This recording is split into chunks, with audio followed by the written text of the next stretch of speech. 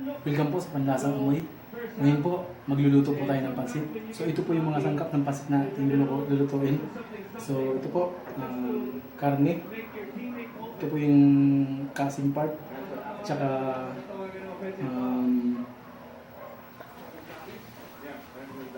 Baguio beans. magandang araw po. Ngayon po, magluluto po tayo ng pansit. Ito po yung mga sangkap natin para sa pagluluto ng pansit. Meron po tayong kasim na baboy para sa sangkap sa pansit natin.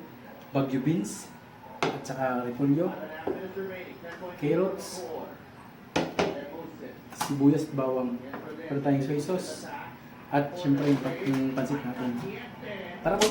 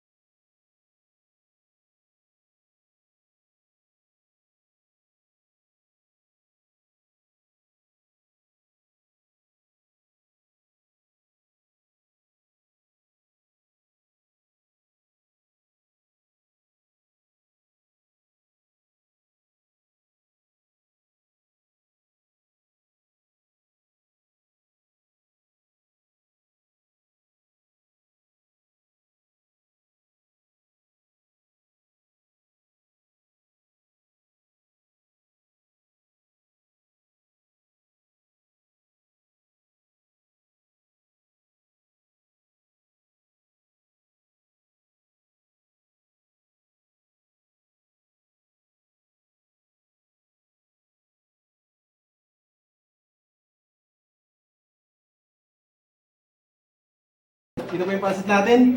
So, tikman na po natin. Lang, tinidor. So yun po, huwag po kalimutan mag-like at mag-subscribe sa YouTube channel natin. Thank you and God bless.